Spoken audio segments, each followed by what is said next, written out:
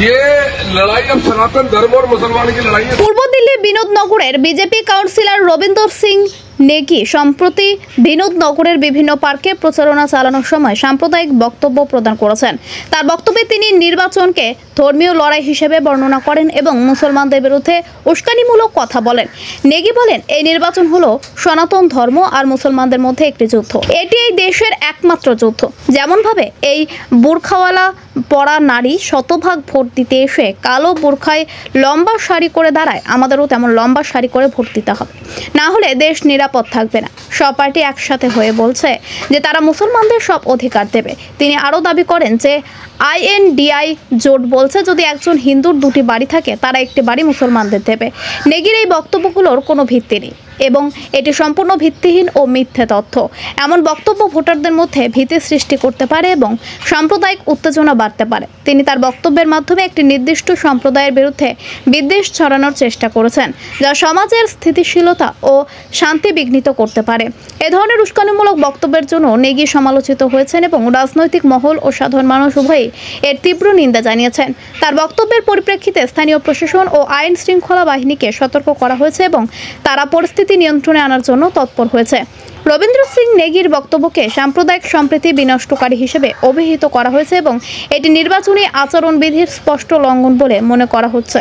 দিল্লি নির্বাচন কমিশন এই বক্তব্যের বিষয়ে নোটিশ নিয়েছে এবং নেগির বিরুদ্ধে প্রয়োজনীয় ব্যবস্থা গ্রহণের নির্দেশ দিয়েছে। এরকম উস্কানিমূলক বক্তব্যের বিরুদ্ধে শক্ত পদক্ষেপ গ্রহণের আহ্বান জানিয়েছেন বিশিষ্ট নাগরিক ও সমাজকর্মীরা। তারা বলছেন, রাজনৈতিক নেতাদের উচিত জনগণের মধ্যে ঐক্য সংহতি বজায় রাখার জন্য কাজ করা, বিদ্বেষ ও বিভেদ সৃষ্টির জন্য নয়। ভোটারদের উদ্দেশ্যে তারা বলেছেন, সাম্প্রদায়িক উস্কানিতে প্রভাবিত না হয়ে সুস্থ ও সুষ্ঠু নির্বাচনে অংশগ্রহণ করতে এবং তাদের মূল্যবান ভোট প্রদান করতে। এ ধরনের ভিত্তিহীন ও বিদ্বেষপূর্ণ বক্তব্যের বিরুদ্ধে সচেতন থাকতে হবে এবং সমাজের শান্তি ও স্থিতিশীলতা রক্ষা করতে হবে। সাম্প্রতিক বছরগুলোতে দিল্লিতে সাম্প্রদায়িক সম্প্রীতি বজায় রাখতে বিভিন্ন মহল থেকে প্রচেষ্টা চলছে এবং এই ধরনের ঘটনাগুলি এই প্রচেষ্টাকে ব্যাহত করতে পারে। তাই সমাজের সকল স্তরের মানুষের উচিত একযোগে কাজ করে সাম্প্রদায়িক সম্প্রীতি বজায় রাখা এবং এ ধরনের উস্কানিমূলক বক্তব্যের বিরোধিতা করা। চলুন শুনে নিই তিনি ঠিক কি বলছেন। ये लड़ाई अब सनातन धर्म और मुसलमान की लड़ाई है। क्लियर बता रहा हूँ आपको, पूरे देश में एक ही लड़ाई चल रही है। तो अपने धर्म की रक्षा कर रहे हैं। आप सनातन हिंदू धर्म के लोग हैं तो अपने धर्म की रक्षा स्वयं करो। अपने घरों से, अपने परिवार से, अपने बच्चों को सबको निकालो वोट। जितने बुरके वाले खुले आप वोट डालते हैं 100% काला बुरका पहन के लाइन लंबी लाइन लगाकर, ऐसा हमें भी लंबी लाइन लगाकर वोट डालनी चाहिए।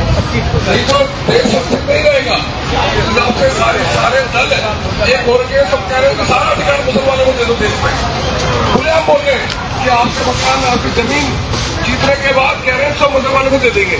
ये खुद कह रहे हैं कि केजरीवाल और इंडी गठबंधन के लोग कह रहे हैं, जिनका मैनिफेस्टो आया है उसमें कहा है जितने भी हिंदुओं के मकान है, जिसके बाद 2 मकान है उसके 1 मकान मुसलमानों को दे दिया जाएगा। मतलब खुले आम कह रहे हैं। तो आप अपनी रक्षा स्वयं करें। कोई एक ये नहीं कि मैं कह रहा हूँ, अपने स्वयं चिंता करें कि हमने अपने बच्चों को बचाना है, अपने बच्चों का भविष्य बचाना है, तो नरेंद्र मोदी जी को लाना है।